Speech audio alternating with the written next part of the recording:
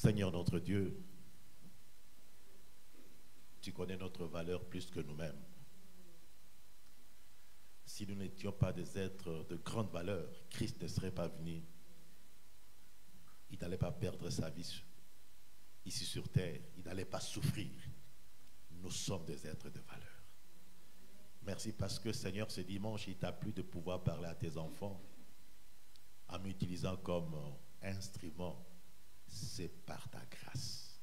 Tu es capable de parler et de convaincre le cœur. Mais par ta grâce, tu utilises des humains que nous sommes. Merci parce que chacun recevra sa part au nom de Jésus-Christ. Amen. Amen. Amen. Nous allons lire notre texte de ce dimanche dans l'Évangile selon Luc, le 24e verset, chapitre voulais-je dire, Luc 24, de 13 à 35. Luc 24, du 13e au 25e, au 35e verset. Luc 24, de 13 à 35. Nous pouvons lire ensemble. 1, 2, 3. Deux disciples nommés Emmaüs, éloignés de Jérusalem des 60 stades.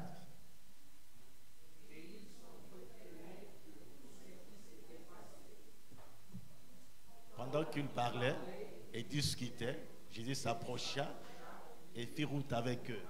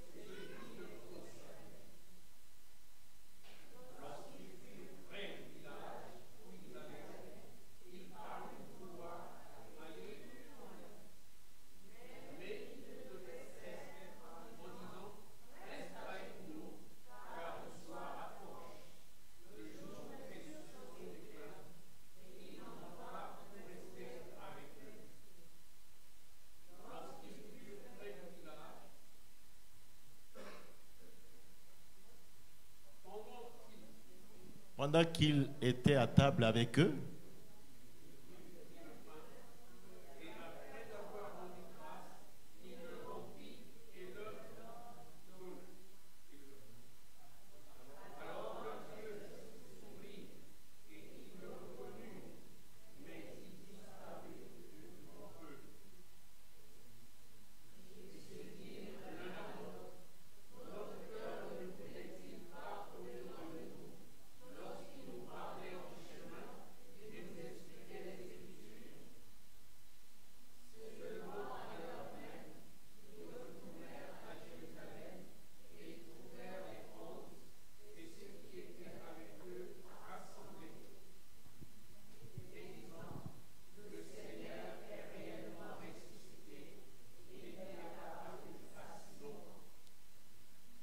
Amen.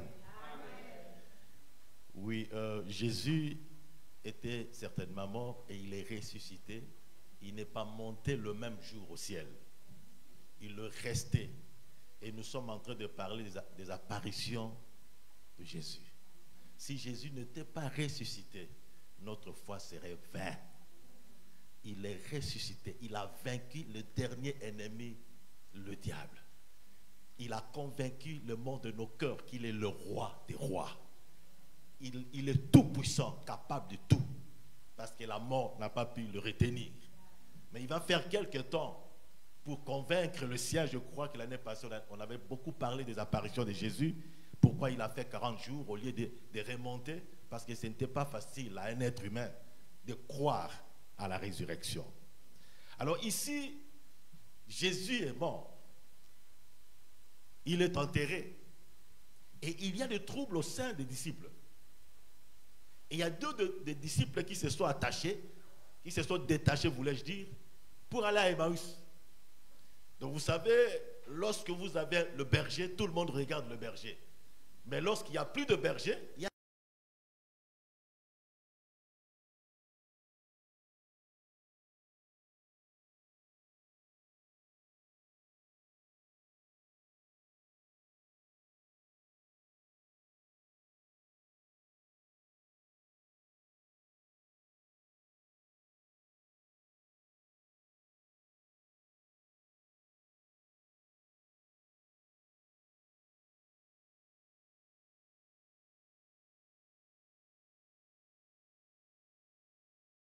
même lorsque vous vous sentez faible, il est là pour vous relever. Même lorsque vous sentez que vous ne pouvez pas prier, il est là pour vous dire, je suis avec vous. Même lorsque le péché vous terrasse, il ne veut pas vous laisser dans le péché. Il vous dit, je suis là. Il les a suivis. Il a marché avec eux. Il a parlé avec eux. Il les a accompagnés. Il ne nous abandonnera jamais. Et la Bible dit, nos parents peuvent nous abandonner. Mon père et ma mère m'ont abandonné. Je les ai vus être enterrés. Mais quelqu'un ne m'abandonnera pas. Et pendant qu'il les accompagnait, il se laissait être instruit par ces gens-là. Le sage de sage écoute. Parce qu'il y a des gens qui n'écoutent pas. Il y a des gens, dès que tu commences la première phrase, ils connaissent déjà le refrain. Il ne te donne pas le temps. Mais ici, Jésus leur donne du temps. Il pose même des questions comme s'il était ignorant. Il n'était pas comme les images. Non, je connais déjà. Taisez-vous. Moi, je connais. Je vous dis non. Laissez aux autres le temps de parler. Écoutez jusqu'à la fin. Il les a écoutés jusqu'à la fin. Et après, il va prendre la parole pour dire, oh, vous les hommes, que vous avez des difficultés pour comprendre. Il a commencé à expliquer le texte. Ce ne sont pas des textes néo-testamentaires. Ce sont des textes vétéraux. L'Ancien Testament. Il a commencé à parler. Parce que eux, ils étaient tous des Juifs et ils connaissaient ce texte. Ils connaissaient ce qui était dit au sujet du Messie. Et c'était un rappel. Il a parlé. Le cœur brûlait. Mais il ne croyait pas. Il ne pouvait pas croire. Jésus a parlé. Il ne pouvait pas croire. Mais ils étaient contents de la personne. Ils étaient contents de son discours. Comme certaines personnes sont contentes de la prédication. Mais ça ne prend pas place dans leur cœur. Ici, Jésus était en train de parler. Ils étaient contents. C'est comme ça que même quand Jésus voulait se détacher d'eux, ils disent non, reviens.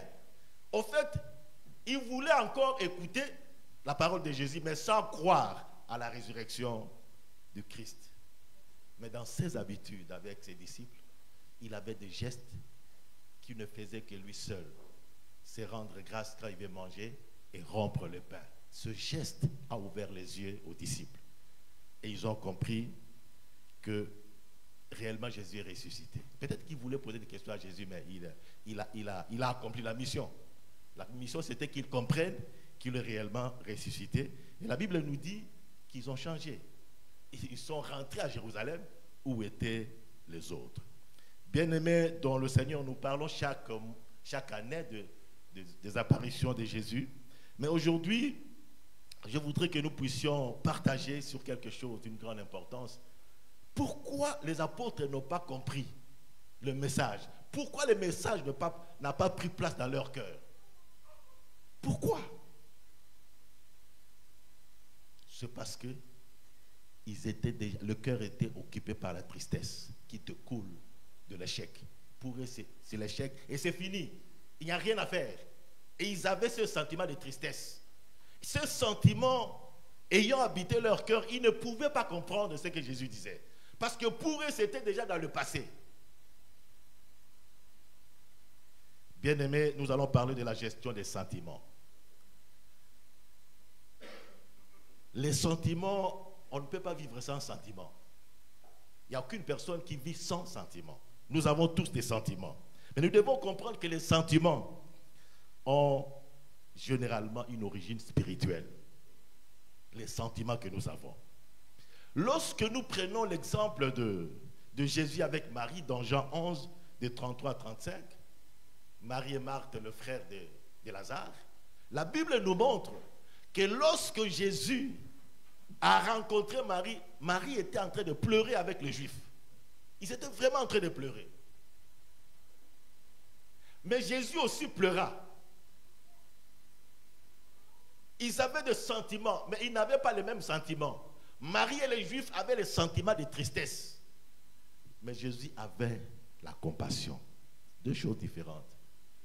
La tristesse, c'est quelque chose que vous avez en vous-même pour avoir perdu un être cher ou quelque chose.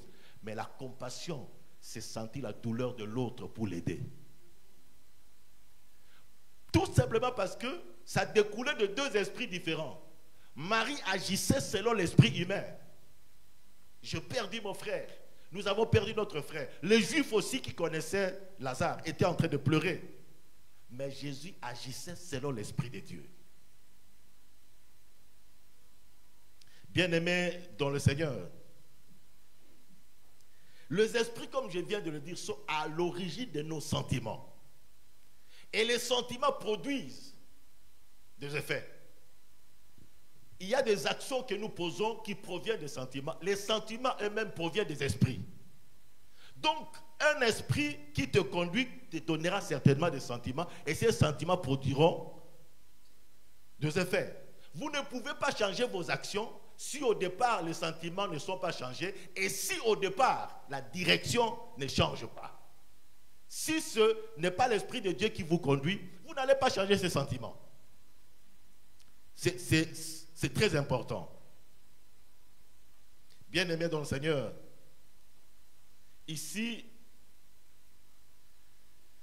nos propres sentiments peuvent nous rapprocher de Dieu ou nous éloigner de Dieu. Et nous vivons avec ces sentiments. L'esprit humain est capable de faire le bien et le mal. L'esprit humain. La Bible nous dit dans Genèse 2, de 16 à 17, Dieu déclare que l'homme, après avoir mangé le fruit interdit, il était capable, il a compris, il était capable de faire le bien et le mal. Mais le bien et le mal que l'homme fait est à la limite de l'homme. Il fait à la limite de l'homme.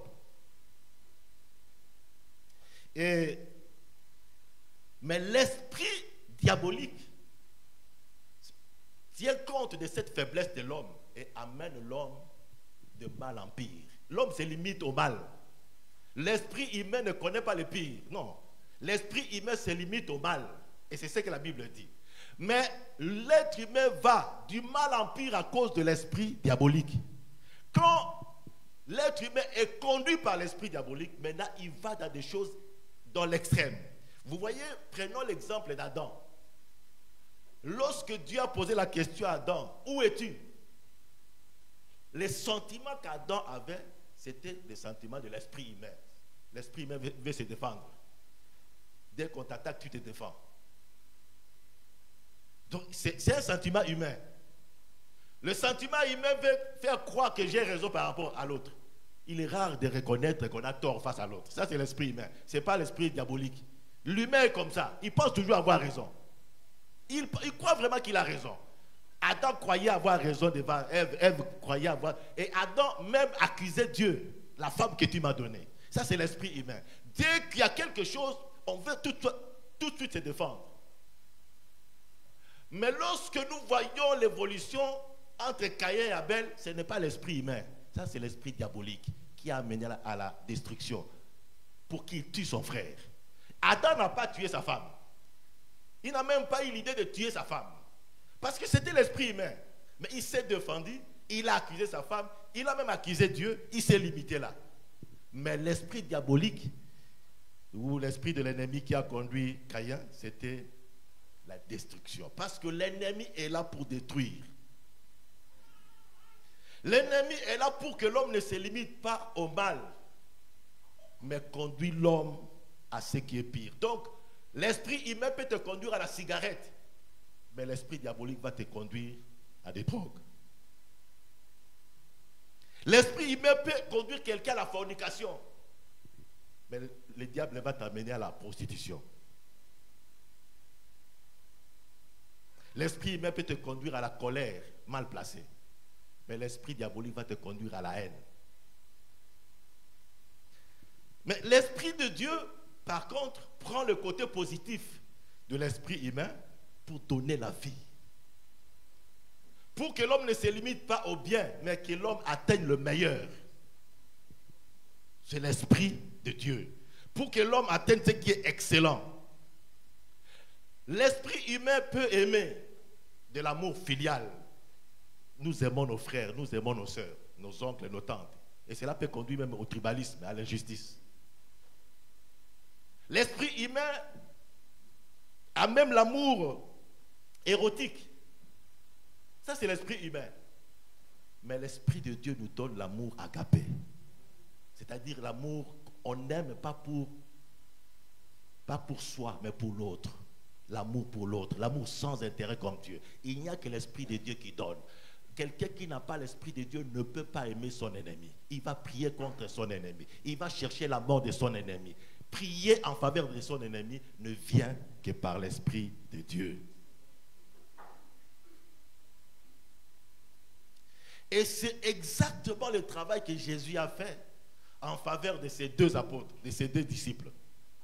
Ces deux disciples étaient animés par l'esprit humain. Et ils avaient la tristesse. Parce que pour un humain, même ton être cher, quand il meurt, l'idée c'est quoi? La morgue. Et après la morgue, l'enterrement. Après l'enterrement, pierre tombale. Il n'y a pas de retour. Ça, c'est la réflexion humaine. Dès que je perds un être cher, je commence à pleurer, mais du coup, je commence à réfléchir sur ce qui va suivre. C'est l'enterrement. Cercueil, tout, morgue, et puis ainsi de suite. Et puis, vous voyez déjà, il y a des communiqués au niveau de la télé, au niveau de la radio, la famille telle, la tristesse, et ainsi de suite. Donc, il n'y a même pas l'idée de prier pour sa résurrection. Ça n'existe pas.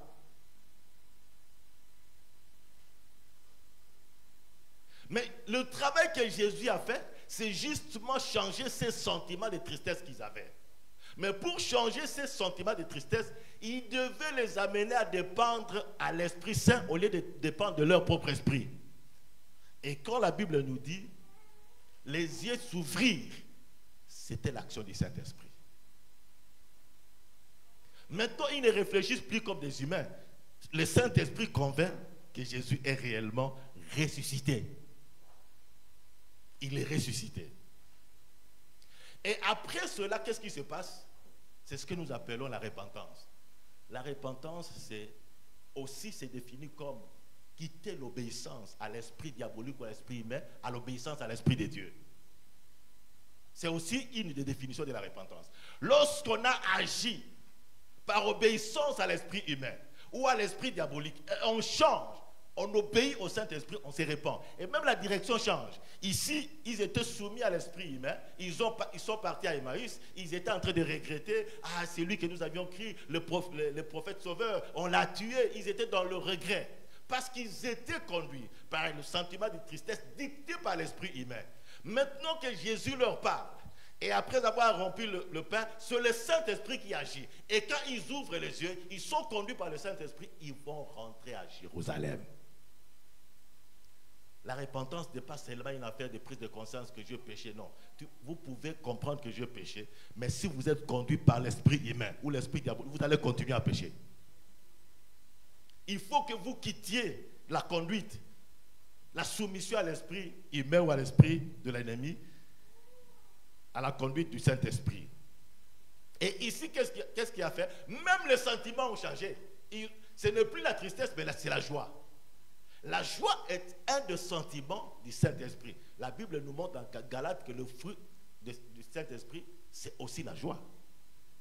Maintenant, tout a changé. C'est-à-dire, ceux qui les ont vus en train de partir, peut-être qu'ils étaient en train de pleurer, peut-être qu'ils ne savaient pas quoi faire, ils vont s'étonner au retour que ce ne sont plus les mêmes personnes. Les choses ont changé. Christ est réellement ressuscité. Ils sont dans la joie. Oh, combien je veux que le Seigneur change ta tristesse à la joie, à l'allégresse. Et bien aimé dans le Seigneur, parce qu'au fait, le Saint-Esprit, quand il vient, quand il ouvre les yeux, ce ne sont pas les yeux humains, ce sont les yeux spirituels. Le Saint-Esprit te fait comprendre la réalité de chaque chose. La réalité. Lorsqu'on agit selon les autres esprits, on peut même défendre la drogue. On peut même défendre la drogue. Moi, je vous dis, quand j'étais jeune, j'étais avec les gens qui fumaient du chanvre. Moi-même, j'en ai pris, je crois, 3 fois. J'ai fumé 3 fois. Et ils vantaient le chanvre. Et même aujourd'hui, il y a des gens qui vendent du chanvre. Ce sont des mensonges. Ils vous disent, quand je fume du chanvre, je deviens intelligent. C'est vrai qu'il y a des gens timides, mais qui parlent sous l'effet des drogues. Mais ce que vous dites là, ce n'est pas bon. Ce n'est pas bon parce que quand vous êtes sous les effets des drogues, c'est une partie de la folie que vous avez. Vous perdez le contrôle. Et il vous fait comprendre les conséquences de la rancune. Le Saint-Esprit vous fait comprendre que non, dans ces rancunes, c'est vous qui perdez. Et vous comprenez que je ne peux pas vivre une vie de rancune parce que ce n'est pas l'autre qui est en train de perdre, c'est moi qui suis en train de perdre. Et c'est important. Mais parce que nous ne choisissons pas des sentiments. Nous ne les choisissons pas. Les sentiments viennent selon que poussés par tel ou tel autre esprit. Mais comment devons-nous faire pour comprendre que ces sentiments viennent de Dieu ou ne viennent pas de Dieu?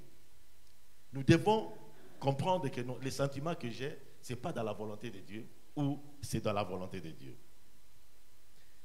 D'abord, je vais parler de la méditation de la parole de Dieu. Je regrette que la génération actuelle ne médite pas la parole de Dieu. Vous vous êtes donné trop aux prophètes. C'est les prophètes qui deviennent vos dieux et Dieu lui-même se tait.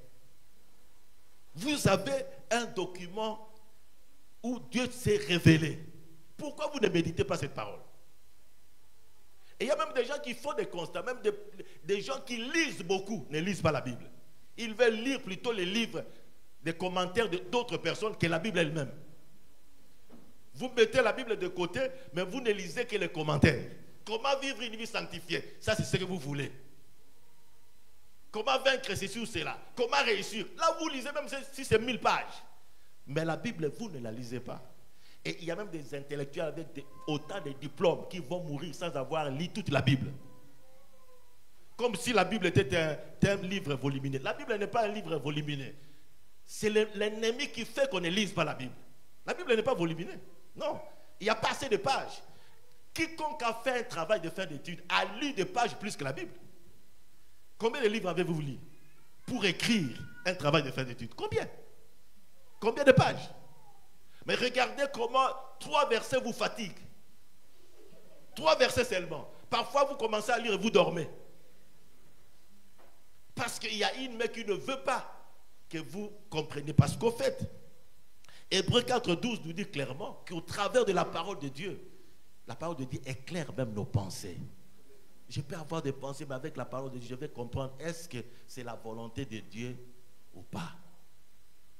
L'ancienne époque, les gens lisaient beaucoup la Bible. Ils ne priaient pas beaucoup. Mais aujourd'hui, les gens prient beaucoup, mais ils ne lisent pas la Bible. Et c'est un danger. Ce sont 2 pieds qu'il faut avoir pour bien marcher. Si vous lisez la Bible et que vous ne priez pas, non, vous allez aussi vous fatiguer. Et si vous priez sans lire la Bible, c'est comme ça qu'il y a beaucoup d'erreurs, beaucoup de désordres dans le groupe d'intercession. C'est parce que les gens ne lisent pas la Bible. Vous venez lire seulement la Bible ici à l'église. Non. Vous avez votre téléphone, vous regardez le téléphone, les TikTok, tout ça, tout le temps. Mais la Bible, parfois même quand on vous propose un texte biblique, vous passez. Il faut lire la parole de Dieu. Le problème, c'est que les gens ne comprennent pas que c'est Dieu qui parle. Quel privilège d'être en face du Seigneur. Regardez quand vous avez un message de partenaire, par exemple, les gens qui vous financent. Et vous avez un message et le titre est financement. Mais vous avez hâte de pouvoir ouvrir pour lire combien vous avez été financé. Mais c'est lui qui vous donne la vie. Comment est-ce que vous ne pouvez pas lire ce qu'il vous dit? Et des promesses qu'il est en train de vous faire. Oui, mais aussi c'est par la prière et l'écoute du Saint-Esprit. Il faut prier, mais il faut aussi écouter Dieu. Les gens prient sans écouter Dieu. Amen, amen. Amen, amen. Non, il faut avoir le temps aussi d'écouter Dieu. Même s'il ne te parle pas directement, mais il a aussi son temps de parler. C'est comme si nous avions des bouches sans oreilles. Donc nous ne faisons que parler, mais nous n'écoutons pas. Mais comment ça va marcher? Comment est-ce que ça sera un dialogue?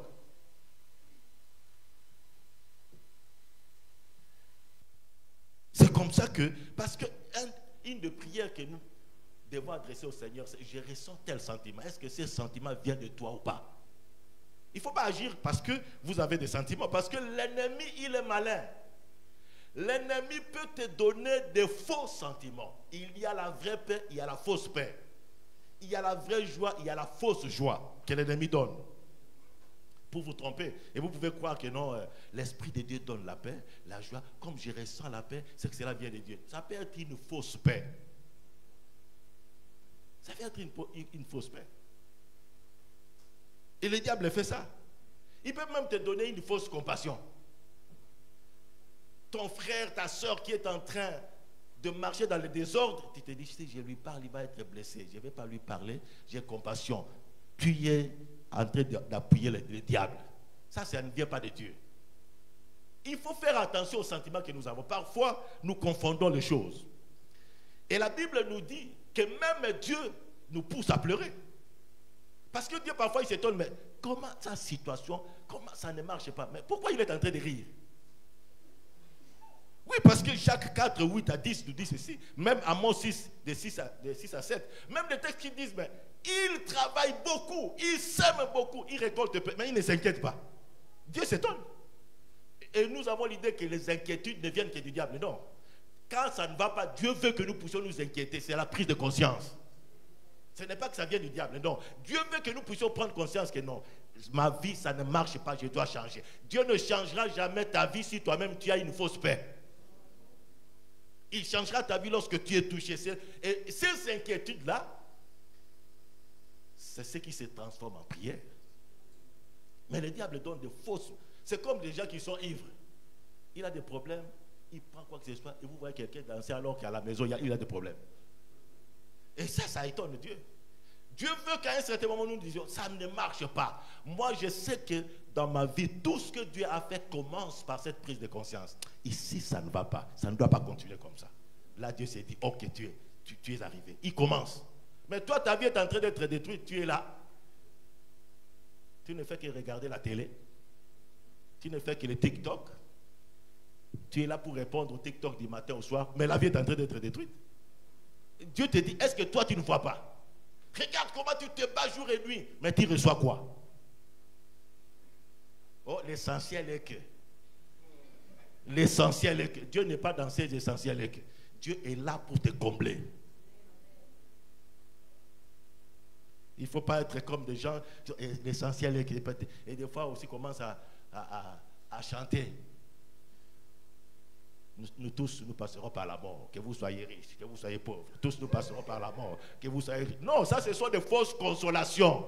Redressez-vous. Dieu veut transformer votre vie. Il est mort. Jésus est ressuscité pour que nous puissions avoir une vie transformée, une vie comblée. Et bien aimé dans le Seigneur, il est important d'avoir des signes dans votre vie qui prouvent que cet acte ou ceci ou cela vient de Dieu. Les disciples avaient que c'est quand Jésus est en train de rendre grâce et rompre le pain. Un enfant de Dieu doit avoir des signes avec son Dieu. Nous avons marché avec Dieu. C'est comme dans la vie. Je dois comprendre que ma femme n'est pas contente même quand elle ne parle pas. Parce qu'on a passé du temps. Et nous passons du temps avec Dieu afin que nous comprenions c'est Dieu. Comprendre que non, ici, Dieu ne veut pas ou que Dieu veut. Non, généralement, quand je marche avec le Seigneur, cet événement, ce qui arrive, précède quelque chose. C'est comme ça que nous marchons avec les Seigneur. Ce n'est pas que vous marchez puis vous effacez tout. Non, il y a des choses qui restent. Pour eux, chaque fois que Jésus rompait le pain, oh, c'est le Seigneur. Et les yeux étaient ouverts. Vous pouvez aussi comprendre si un sentiment vient de Dieu ou pas par le produit de ces sentiments ou de ce que ces sentiments peuvent produire. Pose-toi la question. Ces sentiments m'amènent où? À aimer, à haïr ou à quoi que ce soit? Il faut que vous vous posiez cette question. Est-ce que le sentiment que je ressens, ce que je vais produire, ça sera pour la gloire de Dieu? Si ce n'est pas pour la gloire de Dieu, laisse ça. Et les sentiments ne sont pas comme des émotions qui vous poussent à agir directement, non. Ça peut prendre du temps. Alors prends du temps. Le temps lui-même nous aide. Parce que les sentiments qui viennent de Dieu s'affermissent. Mais les sentiments qui viennent du diable troublent. À un certain moment, ça va comme... Au début, vous vous rendez compte que si c'était une bonne chose, mais après, vous avez des troubles. Dieu n'est pas le Dieu de troubles. C'est pourquoi chaque fois que Dieu vient, la première des choses, quand il envoie les anges, c'est n'ayez pas peur, recevez la paix. Il est le Dieu de paix. Et par la paix aussi intérieure, si vous avez cette paix, parce qu'il y a des gens qui n'ont pas cette paix, si vous avez crié en Jésus et vous n'avez pas la paix intérieure, vous n'allez pas bien juger les sentiments. Parce que vous devez vivre avec cette paix intérieure. Et le manque de paix, j'ai déjà parlé. Ça, c'est d'ailleurs ma première prédication ici. C'est sur la paix. J'ai déjà parlé de la paix. Que la paix nous dicte la volonté de Dieu. Lorsque vous n'avez pas de paix, arrêtez-vous pour comprendre est-ce que vous êtes dans la volonté de Dieu ou non. Mais aussi par des bons conseillers. Lorsque nous avons des sentiments, nous ne devons pas vivre comme si nous étions seuls dans ce monde. C'est vrai qu'il y a des choses qu'on ne peut pas révéler à n'importe qui, mais Dieu a mis des gens, les autres, pour nous accompagner. Mais il y a des gens qui vivent comme s'ils étaient seuls dans le monde. Même les anges ne viendront pas nous aider là où les hommes peuvent nous aider. Vous n'allez pas avoir besoin du sel et puis l'ange va vous donner du sel. Quelqu'un d'autre va vous donner du sel. Parce que et les anges et les hommes sont au service de Dieu. Et quand Dieu vous donne les hommes, il ne peut pas envoyer les anges. Mais parfois, il n'y a pas assez d'amitié dans la foi chrétienne. Les amitiés, c'est dans le monde païen, où les gens se partagent de la cigarette. Mais quand les gens deviennent chrétiens, c'est comme s'ils se cachent. Vous vous cachez peut-être parce que le cœur n'est pas transformé. Comment est-ce que les enfants de Dieu ne sont pas collés entre eux? Comment est-ce que l'esprit de Dieu qui est en vous vous sépare de quelqu'un d'autre qui a le même esprit? Ça ne se comprend pas. C'est compliqué. Normalement, nous devons être attirés à cause du Saint-Esprit qui est dans l'autre. Mais ça m'étonne. Et il est difficile que les enfants de Dieu partagent. Ce sont les gens du monde qui partagent. Ce sont les païens qui partagent. Ils partagent même des bêtises. Quand je vois ces jeunes hommes, oh, regarde la poitrine, vraiment. Facilement. Mais quand on devient chrétien, non? On est là, on se bloque. Et quand vous bloquez, le diable est content. Parce qu'il sait qu'avec lui, il va te terrasser. C'est avec l'appui des autres aussi que le Seigneur va vous aider. C'est important.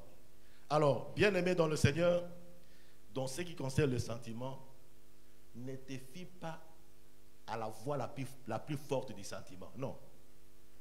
Confie-toi plutôt au vrai.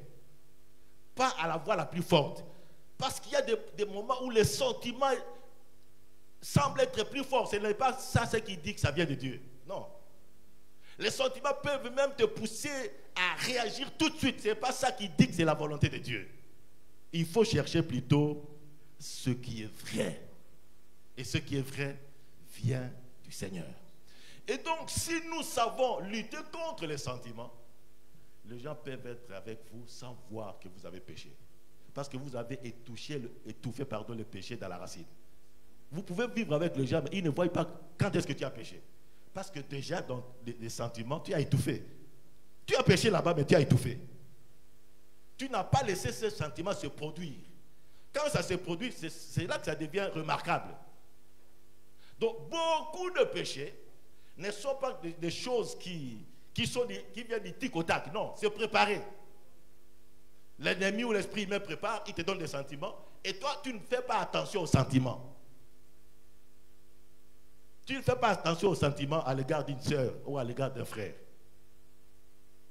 Il n'est pas ton mari, il n'est pas ta femme. Enlève ça dans la tête. C'est fini, enlève ça. Parce que si tu gardes ça, tu vas tomber. Parce que les sentiments, c'est comme la grossesse. Cache-toi. Mais 9 mois après, c'est la maternité. Donc si tu caches les sentiments, tu n'enlèves pas, finalement, les sentiments vont produire. Et ça sera clair. Vous savez qu'il y a des moments où même les gens peuvent s'étonner. Mais pourquoi il est très fâché comme ça? Qu'est-ce qui se passe? Parce qu'en vous, il y avait déjà quelque chose. Ce n'est pas ce que l'autre a fait qui vous amène à cette colère. Non, il y avait déjà ces sentiments-là. Maintenant, avec ce qu'il pose, les gens s'étonnent. Mais pourquoi il est fâché? Parce que vous gardez des mauvais sentiments. Que vos cœurs, les mauvais sentiments ne gagnent pas vos cœurs. Parce que vous allez les produire.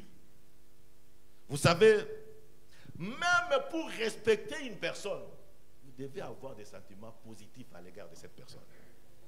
Si vous minimisez une personne, vous allez vous étonner. C'est comme ça que beaucoup d'enfants, parfois, s'étonnent que je ne respecte pas papa. Parce qu'en toi, déjà, il y a ces sentiments de rejet. Il n'a pas fait ceci ou non, mon père n'est pas modèle. Quand tu as ça dans ta tête, tu risques de ne pas donner de bonnes réponses à ton père. Mais quand tu as dans ta tête qu'il a mal fait, mais il reste mon père, il reste ma mère, il reste mon frère, et il a de la valeur. Parce que Dieu voit qu'il a de la valeur. Ça change tout. Vous avez beaucoup étudié, et dans votre tête, vous pensez que maman n'a pas beaucoup étudié, donc elle ne connaît rien. Tu ne vas pas respecter ta mère. Chaque fois qu'il va dire, maman, tu ne connais pas. Ce n'est pas ta génération. Ce sont les choses du passé. Et tu vas continuer à blesser ta mère. Mais si tu te dis, c'est ma mère, c'est elle que Dieu m'a donnée. Elle connaît des choses. Et tu l'écoutes comme Jésus a écouté les disciples. Tu laisses ta mère dire jusqu'à la fin. Il y a des gens, quand on commence à prodiguer des conseils, à cause de la politesse, ils commencent à regarder la montre. C'est pour te dire, je n'ai pas assez de temps pour ça. Quels sont les sentiments qui vous animent? Et ce sont les sentiments qui viennent du Saint-Esprit? Ou les sentiments qui viennent de l'ennemi? Ou les sentiments qui viennent de l'esprit humain?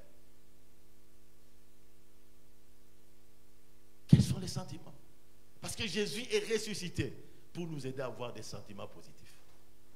Des sentiments qui glorifient le Seigneur. Le sentiment où on se réveille, on se dit, je n'ai pas de problème avec qui que ce soit. Aujourd'hui, je vais terminer ce message par quelqu'un qui m'a étonné. Il m'a vraiment étonné. Et ce sont des bons sentiments pour la gloire de Dieu. Il va dans la province et il trouve que 2 autorités ne s'entendent pas. Et une autorité lui donne une concession. Cette concession, c'est aussi la partie d'une autre autorité. Mais l'autre était inférieure par rapport à celui qui lui a donné la portion de la parcelle. Maintenant, celui qui a perdu la parcelle est aussi un enfant pour moi, qui m'appelle. Que voici ce qui s'est passé, il y a ça, il y a... Je l'ai appelé, je parlais avec lui. Écoutez ce matin ce qu'il me dit. Je sais que les 2 autorités ne s'entendent pas. Et la parcelle qui m'a été octroyée, c'est l'autorité numéro 1 qui m'a donné. Mais moi, je sais ce que je vais faire. Il y a une autre partie que je vais acheter et je vais donner au fils, à ton âme. Je vais donner, c'est-à-dire la personne ne va pas acheter, mais il va donner. Ça, c'est l'esprit de Dieu. Parce que l'esprit, l'autorité me donne. Tu pleures, c'est fini. Chez nous, il y a un adage qui dit oléli, oléli. C'est-à-dire, si tu pleures, ça, c'est ton problème. Parce qu'en fait, il a raison devant les gens. Il y a l'autorité numéro 1 qui m'a donné ça. Mais pourquoi tu m'en veux? Non. Mais l'Esprit de Dieu lui dit non, il est en train de pleurer. Parce qu'en fait, il a aussi gaspillé de l'argent pour ça. Il dit, je vais acheter et lui donner l'autre partie. Il ne regarde pas son intérêt. Si vous regardez vos intérêts, Dieu va croiser les bras. Si vous regardez les intérêts des autres, Dieu va regarder vos intérêts. Et ce sont les sentiments que nous devons avoir. Maintenant, quels sont vos sentiments? Quels sont les sentiments que vous avez pour l'EAM? Si vous avez des sentiments négatifs, vous allez parler négativement de l'EAM. Si vous avez des sentiments positifs, vous allez parler positivement de l'EAM. Quels sont les sentiments que vous avez à l'égard de votre voisin? Quels sont les sentiments que vous avez à l'égard de votre pays?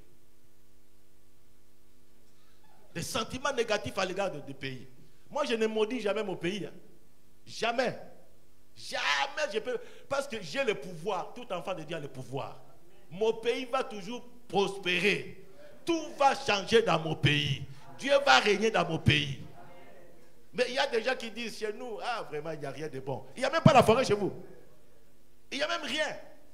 Et vous avez tellement de sentiments de haine que tout ce que vous dites, c'est contre le pays. Quand est-ce que vous allez prier pour le pays? Vous allez prier pour le pays quand? Vous serez comme certaines personnes. J'ai eu un pasteur qui m'a dit, pasteur, il faut prier pour nos frères et sœurs. Il organise une veillée de prière au Canada. Il organise, et puis les gens ne viennent pas. Et puis, il trouve les gens, pourquoi vous ne venez pas? Il dit, mais pasteur, toi, tu n'es pas sérieux. Tu sais que si les choses s'arrangent là-bas, on va nous chasser ici.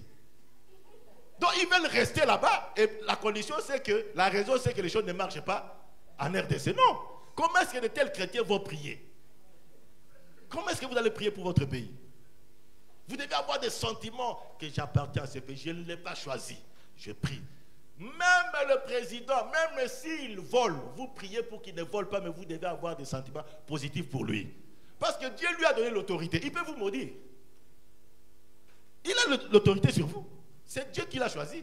Donc, quand il fait du mal, vous dites, là, ici, il a mal fait. Mais il ne faut pas dire, pourquoi Dieu ne le tue même pas? Parce que Dieu le protège. Toi, tu souhaites la mort d'un président. Mais Dieu peut te tuer. Vous savez ce que Dieu a fait à la sœur et au frère de Moïse. Moïse n'avait pas raison. Moïse avait une femme étrangère. Mais quand ils ont murmuré, Dieu les a frappés. Quelqu'un qui est élevé, ce n'est pas que tu deviennes son esclave. Ce n'est pas que tu commences à être flatteur. Mais tu dois l'aimer parce que tout pouvoir vient de Dieu. Mais il y a des gens qui n'aiment même pas leur pays.